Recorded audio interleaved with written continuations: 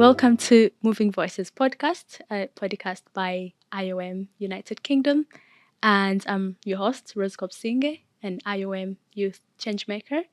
And in this episode today, we are joined by Deo Kato, a Ugandan-born British endurance trail runner. And he's also a running coach, a campaigner, and an activist, and the first person to ever run from Cape Town, South Africa to London, raising awareness about the history of human migration. Welcome, Dale. Thank you for having me. It's an honor to be here and to be actually interviewed or have a conversation with a fellow Ugandan. Absolutely.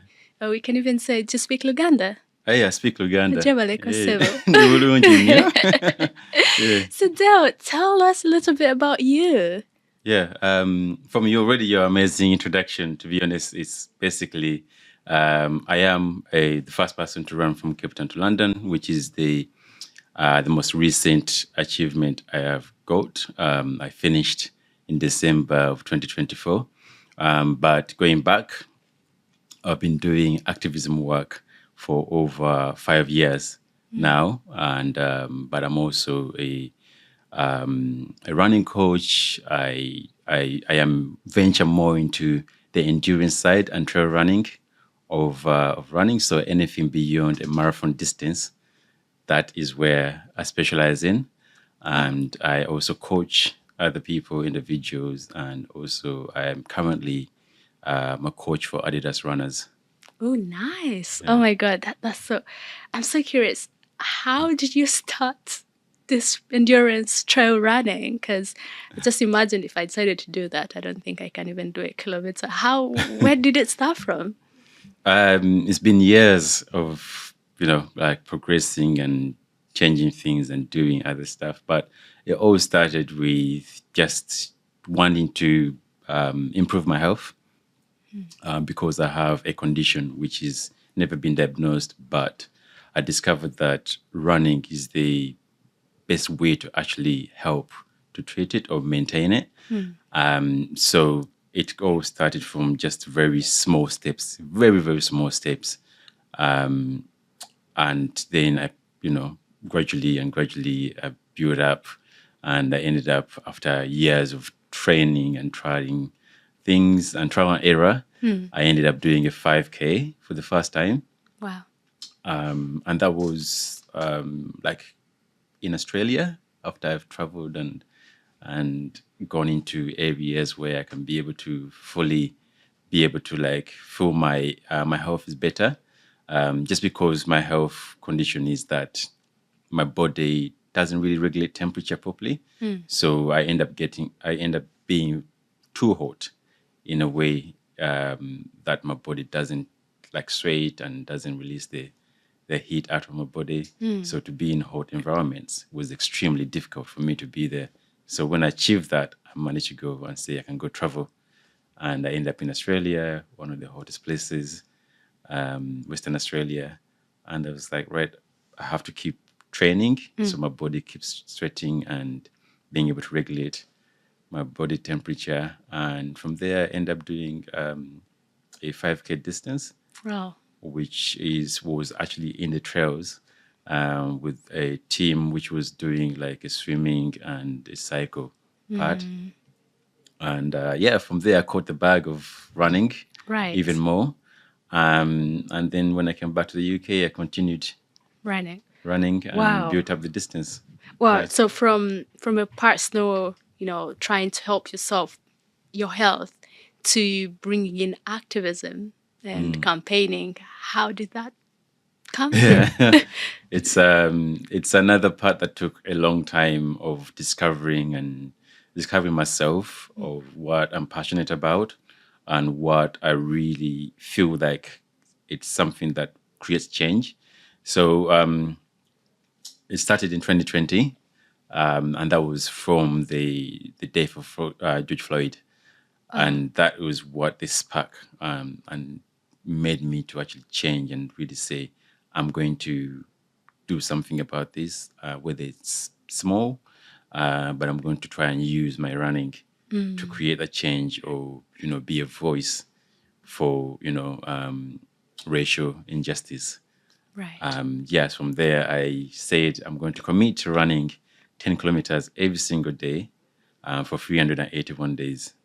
And that commitment is what fully took me on this journey. And the reason why I chose 381 days is through research is that I discovered that the Montgomery bus boycott was lasted for 381 days. Oh, wow. I'm trying to link those two. And I realized that with momentum and fully committing and saying, I'm going to continuously do this for as long as possible because they did the same thing. Change happens through that. And it's about consistency. Consistency, small steps, and Small, getting there. yes, yeah. But that's brilliant.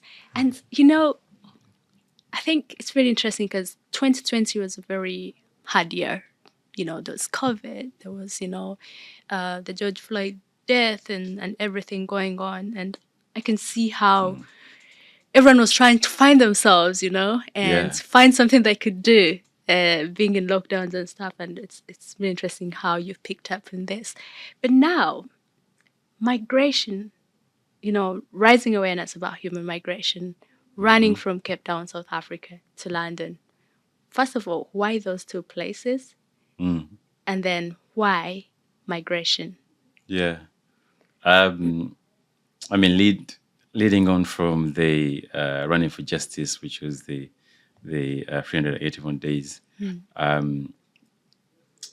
After those years, I realized there's very much a lack of education or a miseducation of how humans migrated from Africa, where humanity originates from. And that lack of education isn't actually taught in schools, is not taught in public spaces. You really have to dig to find that knowledge. And information is very limited. And given the issues that keep happening about people being told to go back to where they come from, and I have had that. I've been at the back, of that statement a lot while growing up in the UK. So I wanted to use that statement where people say go back to where you come from and re-educate people to say that actually all of us come from Africa. So if I was to go back, all You of also us go have to back. yeah, you also have to go That's a back. good one. Yeah, so it was very much like trying to give that information out there so people understand and doing a lot more digging. I realized that, okay, it's not the origins of human wasn't just clustered into East Africa, where it's mainly the earliest human is. It's also, it goes down to South Africa, and then there was movement into Northern Africa, and how it moved into Europe. So it's trying to connect those dots, how that movement happened, and then how it moved into Europe, and basically get into the UK where I live, and I want to really show the message. But obviously, that's like it's kind of like running back home, being living in London, and also finishing, for example, in London and 10 Downing Street or Parliament is kind of like calling for that change where the change makers are, because they set the policies, they do all the change, and they determine how information is distributed. So I needed to get to that message Right. to those people. I can see how kind of everything kind of is connected to also your own experiences. And so you've mentioned before that coming to the UK and growing up in the UK is coming from Uganda and growing up in the UK is one of your hardest endurance you've had. And tell me a little bit about that. Yeah, it's a difficult. I guess it actually doesn't get talked about enough because the change and shift can be so drastic. Moving from one place where you know and love, and it's everything that you know, like coming from Uganda, and then ending up in London, and the shift is so drastic. it's like you have to adapt to environment, adapt to the climate, adapt to the culture, which is a massive shift, and you don't ever. There's no way of being prepared for that for Right. that shift. The psychological change as well is impacts you a lot in understanding how can you be able to fully live in this new environment. Is difficult, and that's an endurance journey that you have to like have it, and it doesn't happen through physical change; it's psychological change, and then the fact that you're being told To go back. to go back, yeah, to where you come from, and that actually adds more impact on your mental health Yeah. and how you view this new place that you live in. And that's part of like what I experienced. It's like I absolutely loved moving to the UK. It was a goal of mine because the promise of being in a better place, like it was like being in Uganda as a child. I viewed the UK as maybe the roads are painted gold and everything, sunshine and rainbows. I feel It's that you. the mind is set up, and what's been basically sold to us while you live in Africa, for example, or the global South, is like everything up here is golden. But once you get here, it's not what you've been sold. And even just the weather change is enough to actually make you consider being here. You ran 7,700 kilometers? Oh no, it's Miles. 8,000 8,000. 300 miles. Yeah, That is yeah. crazy. And how long did that take you? It took me a year and a half, A year and a half. which was with setbacks and all these other things. But yeah, it took a good year and a half. So, and how would you do that? Like, practically, would you like run and then rest in the country so you're disconnected from, let's say, your family and in the UK and friends for the whole year and a half? Yeah, yes, I was. Wow. Yeah, the only forms of communication were through social media with friends and messaging and calls and stuff, but completely disconnected. I'm not seeing friends and family for that time. Although there's places where I went through where I knew people that are there. For example, South Africa at the beginning, I already had a community through the Adidas runners, and then same as well in Egypt. So there's the communities and going for Europe. But there's points where I set up that, for example, I'm going to go to Uganda. That's where I'm from. See family, people I haven't seen for a long time. Before that, I hadn't gone back to Uganda for almost 5 years. Right. So had been a really long time. So other than that, I didn't see any of my family who were in London for a whole year and a half.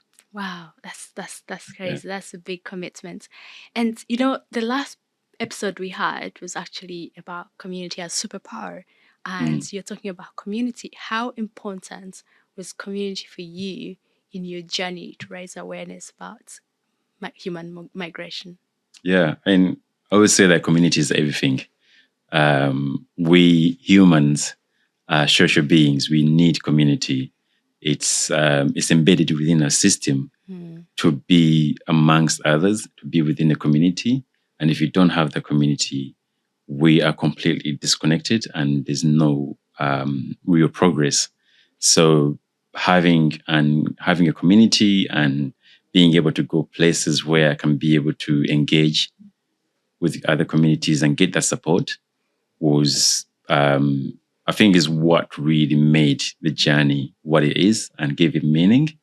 I think if I didn't have that, any sort of community, I would not have succeeded in this journey in any way. So the community came from online, but it also came from on the ground in the physical space, but also the community which I already have, family and friends. Right. Yeah. And you ran 8,300 miles, right? I got it right Yeah. this time, right? And you passed through countries. How many countries were they? It's altogether 21 countries. 21 Yeah. countries. Wow.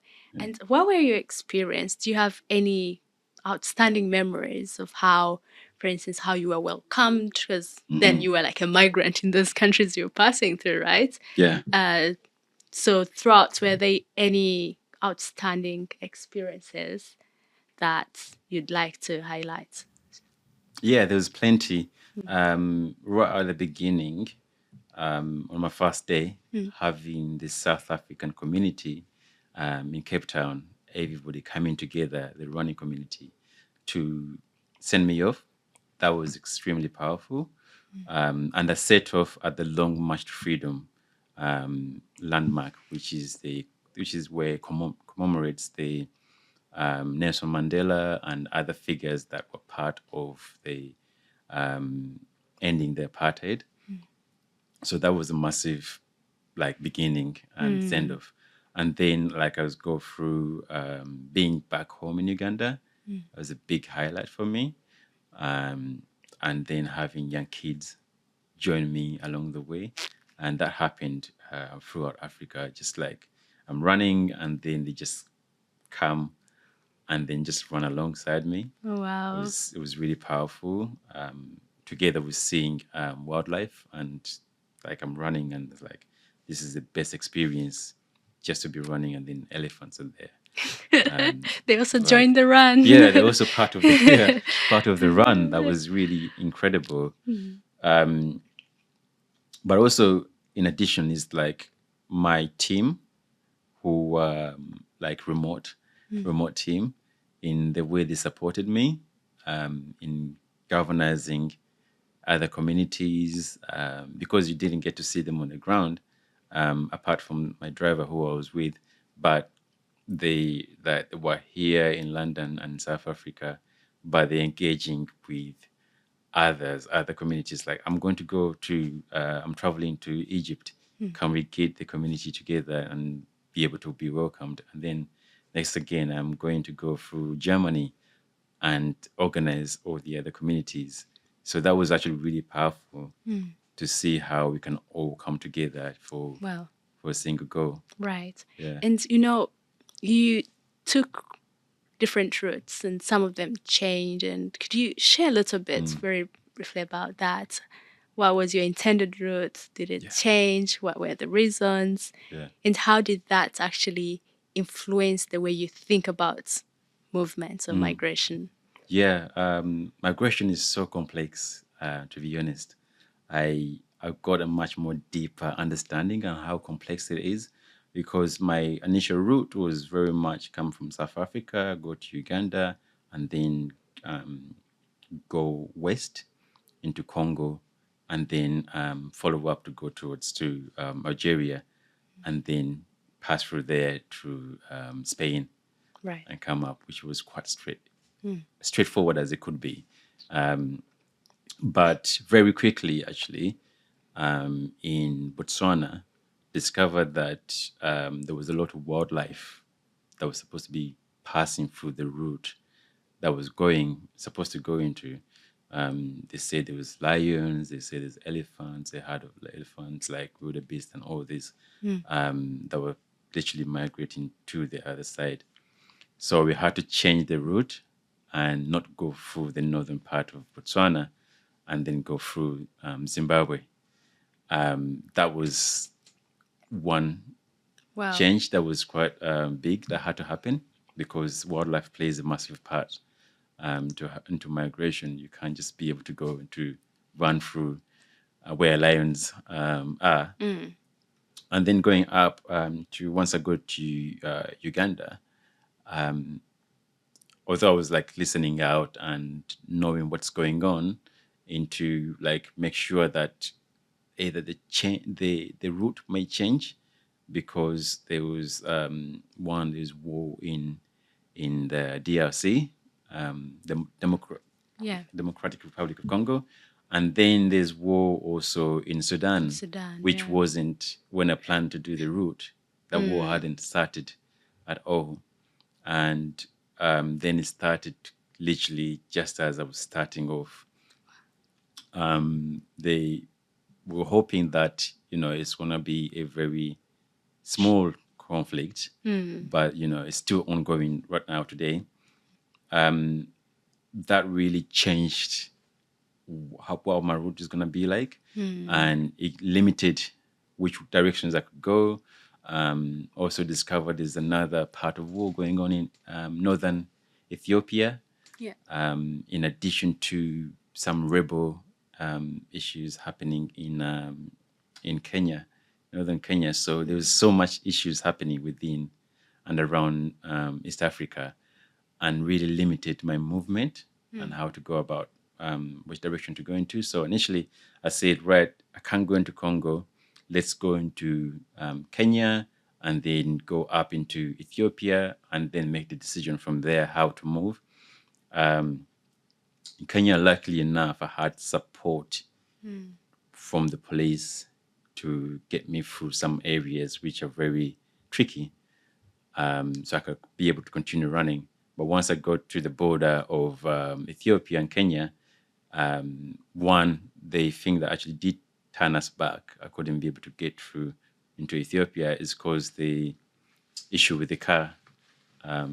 They said we couldn't be able to go in with the car unless we had to pay quite a massive value, just because they have issues with people importing cars there and not really paying for the imports and so on.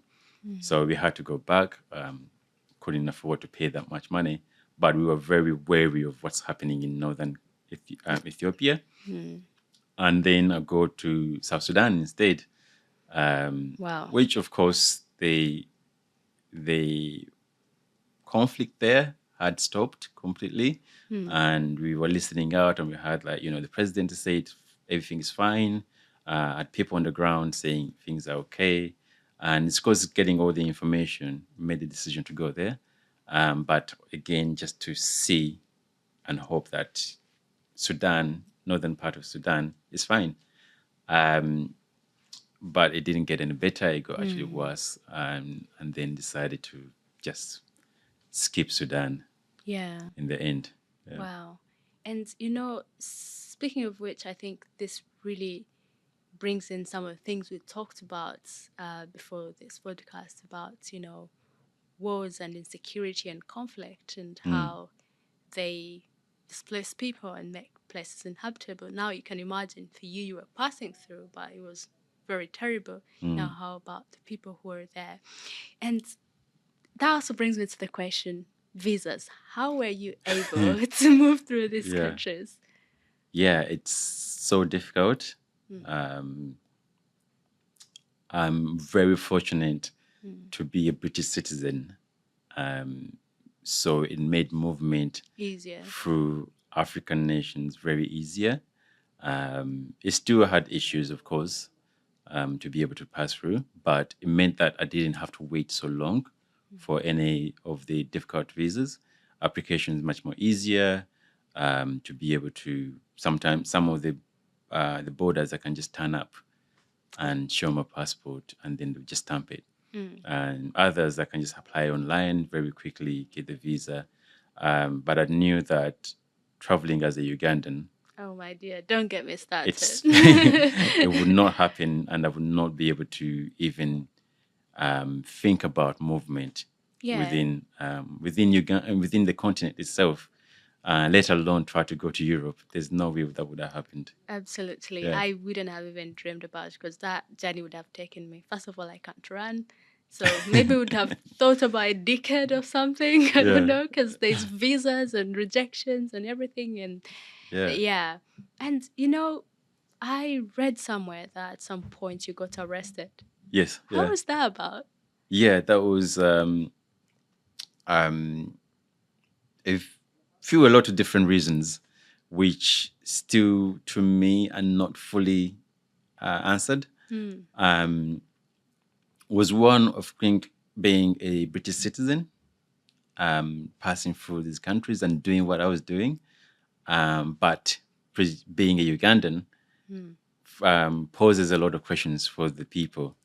it made them very wary about like why is this person saying they're running from Cape Town and going into the top of Africa, because at the point I come to a point where I'm saying I'm not running all the way to London. I'm just saying I'm running from here to there, rather than to limit so many questioning.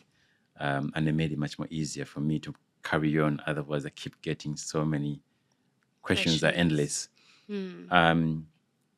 But I think because also I was doing recordings, I had this technology, I Cameras. had all these other things. They were even more wary of what's going on. But in the end, they said that because I didn't have a permit or paperwork Right. to prove why I was running, I was there to run, and also have the cameras with me. That's been stamped by the authorities. That's the reason why. Which country was this, though? In South Sudan, sorry, South yeah, in Sudan. South Sudan. Right. However, we had gone to all the necessary people, and we had to enter in the country. We have we have to go within a certain amount of time, because you asked to, as a British citizen, for example, you have to report to the head of police, the headquarters, to say why you're there, and prove all the documents. So we did do all that, but that wasn't enough. Yeah. And I'm just thinking about, the struggles people on the move, migrants, refugees face, and to do Yes. with documentation. People are moving, some people are stateless, some people. And now Yeah. that brings me to the question. You had a look at some of the journeys that people were taking, trying to move from conflict areas, climate Yeah.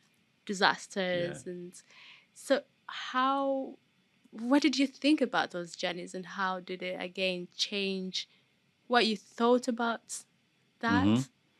Yeah. I mean, people move for so many reasons. And I encountered so many people moving from one place to another for many different Even reasons. mostly within the continent, Yes, even, yeah. yeah. There's so many people that move within the continent. But then there's also the issue of how they move, and what countries they move within, because they have to, and they know they can't just cross many different countries and just move to wherever place within the continent as they want to. The Southern Africans tend to move within Southern Africa because it's easier and it's allowed. But it's much more difficult for them to go into East Africa, into that region, Right. because there's so many paperwork they have to go through and present this and present that. Same for the people within this East African region into going into South Africa. South Africa or North Africa or even West Africa. So these issues are continental, and there's a bit of a divide. But then when you bring in the other issues of climate migration, bring in the economical migration, and then even more of the displacement, that becomes even so much more harder, because for somebody who's undocumented, how can they even move within a continent when they are kind of like buried off, Yeah. so you can't move within the space. Right. It's hard. So there's people who ended up being imprisoned, whereas they just needed to escape, conflict, Yeah. but then they end up being stuck somewhere, Right. and there's no way of them proving how they can get out of that situation. But I did meet also other people who were just basically in prison. For example, when I was in prison, who were imprisoned for no reason other than because they happen to be they happen to be foreigners, basically, but no other reason other than that. Right. They have all the paperwork, but they're still there.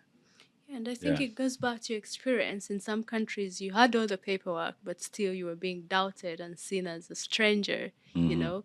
And, but how did you encounter any? Because in the UK we have the whole thing about small boats and stuff. Mm. Did you come across those dangerous routes in the seas and in the deserts? Did you find any people, and what were your thoughts? I didn't find people, passing through those dangerous routes because I ended up deciding to stay on the main roads, Roads, yeah. because it ended up being safer for me in terms of moving, especially the kind of activity I was doing. Um, but it didn't mean that I wasn't aware Mm. that people are over there and others are over there, especially like in Europe, because in Europe, like many people told me what I was traveling through is that this is a migration route. And I was like, yes and no, because I set out to literally move along the migration route. Mm. Um, that, but those people, I could understand and know that I'm staying on the main route, but I know there's people over there Mm. who trying not to be or going under the radar, not to be Mm. seen, not to be like found out that they're passing through these areas. There's one point where, what country was it? I think Bosnia or Croatia, where I was going towards the border, and there was a massive migration police who were in search for people who were very much in like forest area, Right. and you can tell that they were looking Mm. for migrants like And on the hide. And now, like hearing your story, and it just like really emphasizes the fact that by the time someone takes such a dangerous journey to go through the forest and the waters, it means whatever is they're running from is big enough for them to put their life on the line, Mm, you know? absolutely, yeah. And Yeah. and that brings me to the question: how was your experience moving through Europe? Yeah, moving through Europe was very mixed, Hmm. mixed experience. The first part is that I was really welcomed, Hmm. um, especially like Greece, traveling through Greece, Albania going up. And the more and more I end up traveling on the migration route, the more that experience changed. Hmm. The more I was seen as an illegal immigrant, rather than a person traveling or migrating or just movement or just as a person. Hmm. Um, so there's a lot of people who ended up calling police to say that there's this person seems to be an illegal immigrant is passing through this area. So the police will continuously come to question me and stop me, show my documentation, to find out whether I had all the paperwork to be traveling through. And also sometimes it wasn't like people calling the police, just like the police would see me traveling through and they would stop me on a continuous basis. Hmm. Um, and trying to cross borders, I was stopped more so than anyone else. And of course, because I have a backpack on me and I'm traveling solo and I'm the only one on Hmm. foot rather than everybody else is traveling by car. And again, it comes to proves like if somebody is really undocumented, they're not going to be in public spaces. They're going to be hiding. Hmm. They're going to be traveling by car or, literally trying to be undetected. Right. So in kind of like somehow it defeated the point where I'm like, I'm in public space, I'm traveling, I'm not trying to hide, Hmm. but these situations happen. But then the more I traveled farther up, Hmm. that reception changed again. Well, I was seen a little welcomed a lot more Hmm. in the space where European side was the Schengen visa, Right. and that experience changed a little bit better. Hmm. I mean, in the Schengen visa side, I'm not getting questioned anymore as much. I'm not getting stopped as much because they have been kind of like gone through all the barriers. Right. Yeah. And that makes me now think about narratives. How, because at the beginning you talked about, the narrative about go back to where you came from. And you're talking about narratives where people just see you and they're like, it could be an illegal. You look, Yeah. what is, first of all, like, a human cannot be illegal, right? Because that's a Right. narrative that is wrong. Like, there's no life that is illegal, because how do you tell, like, your life, you're illegal and you're not? You can say, Yeah. okay, irregular when someone doesn't have a document, but people would just say you're illegal, Mm. right? How important is it to change narrative around migration and why people move? And Yeah. It's very important, and I think is a critical piece of what's missing in how the story is told.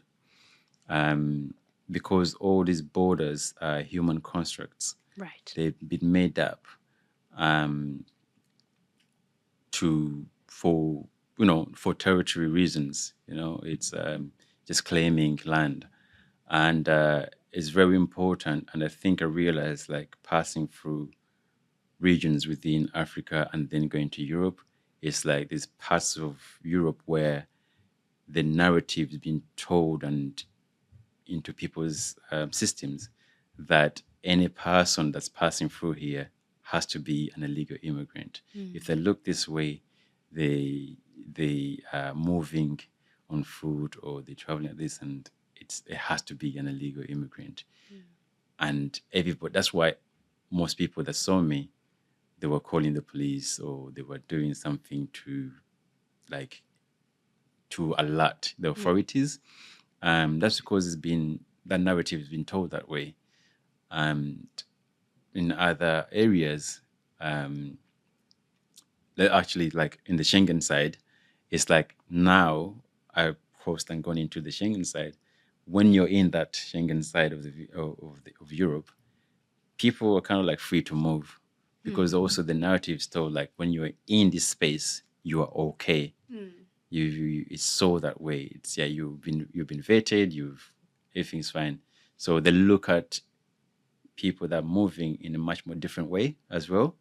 It's like now the people who are going to be entering Europe will be coming by small boats.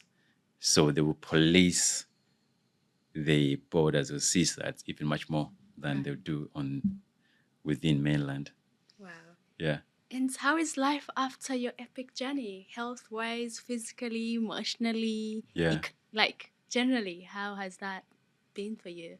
Yeah, it's been a very interesting side because I think actually in a way I never really prepared for the after.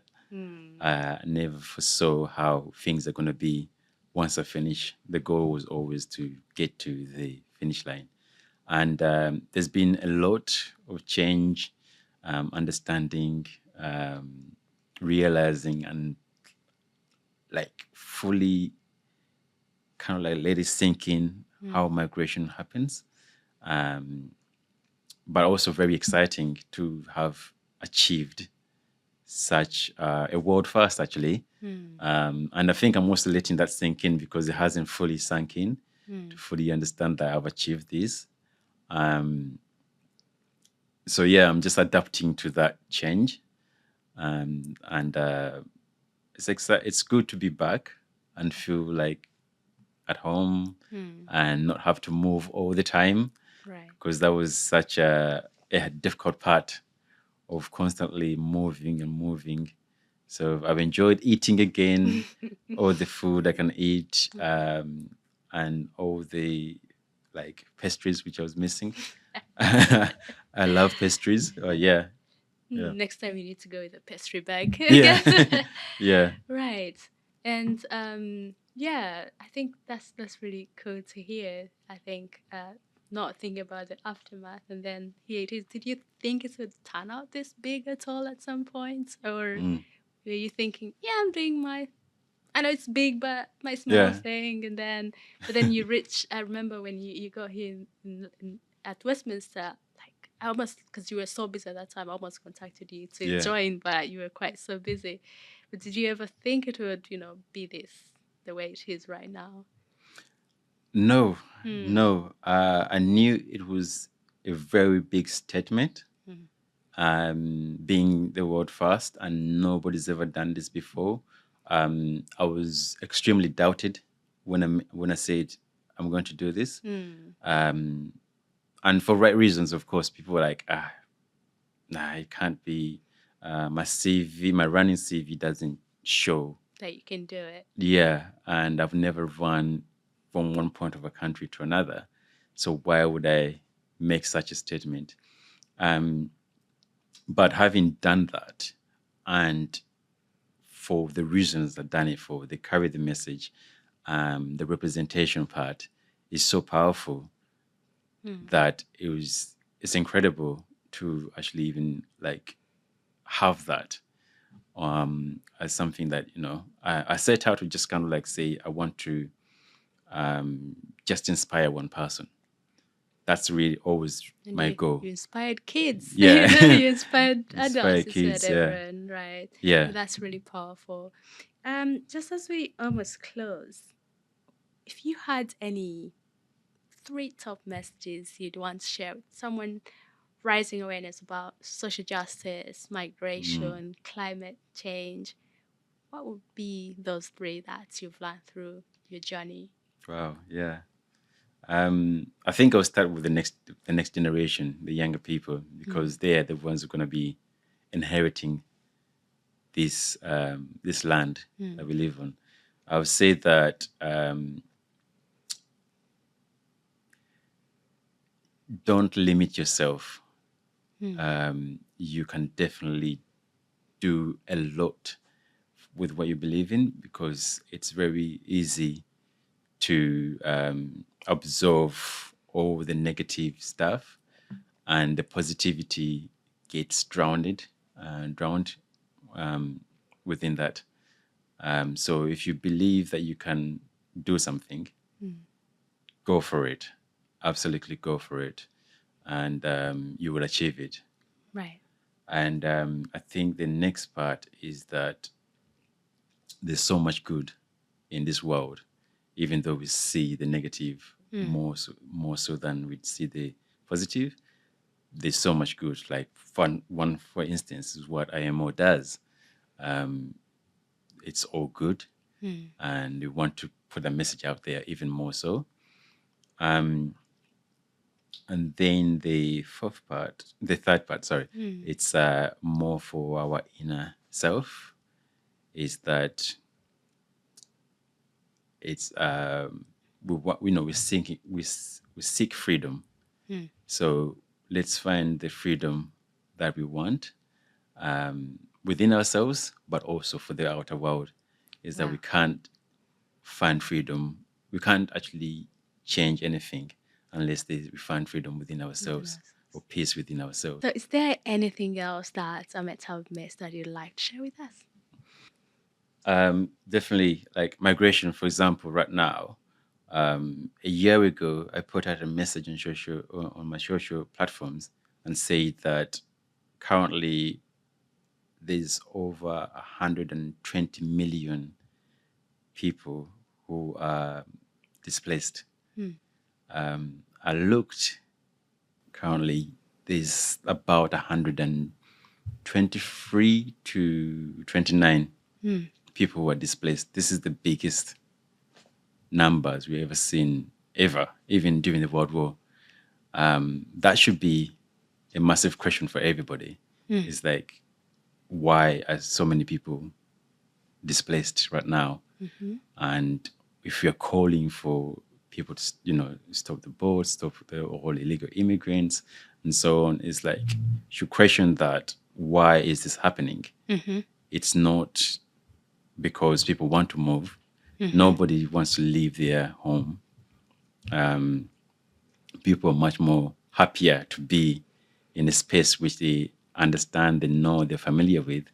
So they're not just going to move for any other reason. unless they really have to. They have no other option. So to have over 120 million or 125 million currently is a big number, and we should all question why that's happening. The conflicts Exactly. and the climate crisis that the global leaders are taking their sweet time to solve. Yeah, yeah. We have more conflicts now than we did before, which is even higher than the world wars. Yeah. Well, so to end on a very positive note, you mentioned that, there are many good people. There's so much good in the three messages you mentioned. And that's indeed true, because a lot of the negatives we hear from a very small group, personally, I've had good experience here in the UK, and very good people, welcoming and stuff. And of course, there are other small things and stuff. What would you say, you'd like to say for the people that welcome, take care, provide, and support the people that move and migrate, the refugees, the migrants, displaced communities out there? Yeah. I mean, I would say that let's keep doing this. Let's keep going. We're on the right track, because good change is very subtle. It's difficult to notice, but it doesn't mean that's not happening. It's definitely happening. And good change is what fully changes in the longer run. So the journey that we are on is definitely the right way to go and do things. It's the best form of doing and living our lives, and the people who are fighting for change through climate justice, migration justice, and exactly that. We should just keep applying that pressure, and we will change the world. Oh, well, thank you for joining us in this episode today. And today we had Deo Kato, who is an endurance trail runner and the first person to ever run from Cape Town, South Africa to London, raising the history of human migration. Thank you for listening to us, and we hope you enjoy this podcast and look forward to the next episode. Thank you.